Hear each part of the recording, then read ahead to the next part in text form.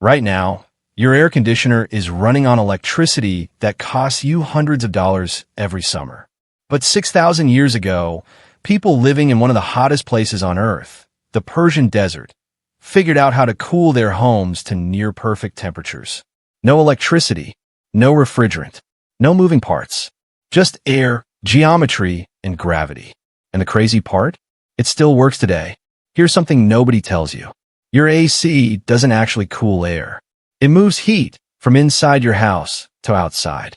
It's just a heat pump running in reverse. And to do that, it burns through roughly 6% of all electricity generated in the United States every single year. In Phoenix, Las Vegas, Dubai, cities that didn't exist at this scale before modern air conditioning, your home would be uninhabitable without it. We've built entire civilizations around a machine invented in 1902.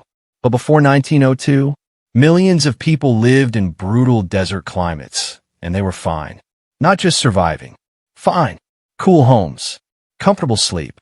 Productive lives. So what do they know that we forgot? It's called a badger in Persian. In Egypt, it's called a malcaf. In English, we call it a windcatcher, and it is exactly what it sounds like.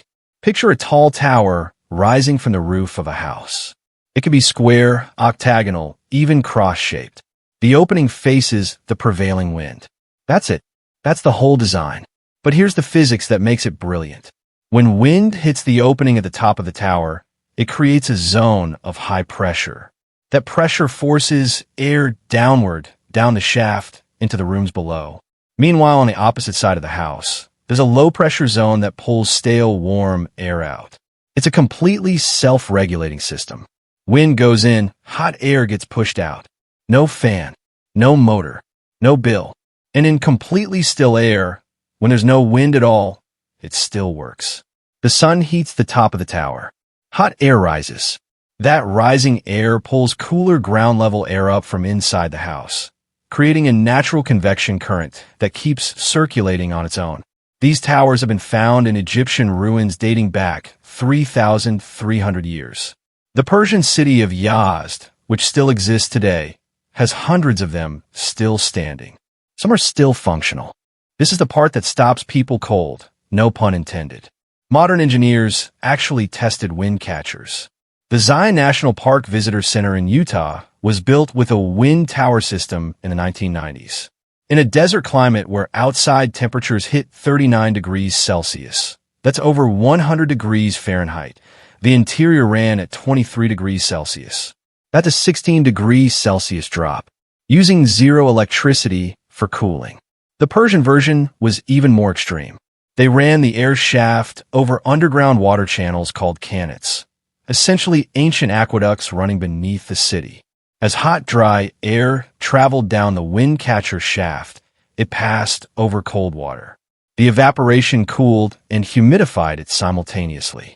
People in ancient Persia were essentially running a passive evaporative cooling system combined with a wind tower, and getting temperatures that felt like air conditioning. They even used this system to make ice. In the desert. In summer. I'll let that sink in. Here's where it gets even more interesting. 6 feet underground, the Earth stays at a near constant temperature, around 55 degrees Fahrenheit or 13 degrees Celsius, year-round, everywhere. It doesn't matter if it's August in Texas or January in Minnesota. 6 feet down, the ground is always 55 degrees. Some civilizations figured out that if you run air through a buried pipe before it enters your home, the Earth itself pre-cools it. This is called an earth tube, or in ancient Persia, it was part of the qanat system. Modern passive house designers are bringing it back right now, and it's genuinely working. One builder in Texas buried 50 feet of pipe 4 feet underground. During a 100 degrees Fahrenheit summer day, air entering the house through that pipe was 68 degrees Fahrenheit. That's a 32-degree drop. No electricity. A one-time installation cost. Combined with a wind catcher on the roof to drive airflow, you have a complete passive cooling system that our ancestors used, and that engineers are actively studying and rebuilding today. Simple. Electricity got cheap. And cheap electricity made Willis Carrier's 1902 invention so convenient that within 50 years, the entire built world restructured around it. We stopped designing buildings to work with climate and started designing them to be sealed boxes that machines cool from the inside. The problem is electricity isn't staying cheap. And in places like Texas, the grid isn't staying reliable either. The Windcatcher isn't a step backward. It's a design principle. Move air efficiently using pressure, geometry, and the stable temperature of the Earth. The ancient Persians didn't have our materials or our engineering precision. Imagine what's possible now. Architects and engineers right now are putting Windcatchers on hospitals, schools, and office buildings across the Middle East, Europe, and Australia. The technology never stopped working. We just stopped using it. So next time you hit your thermostat, ask yourself, are you solving the problem or just paying someone else to solve it for you every single month? If you want to see part 2, where I test whether a buried pipe can actually cool a house during a Texas summer, comment buried pipe below. I'll make that video next. And if this made you think differently about how buildings work, share it with someone who complains about their electricity bill. Because the solution might be older than they think.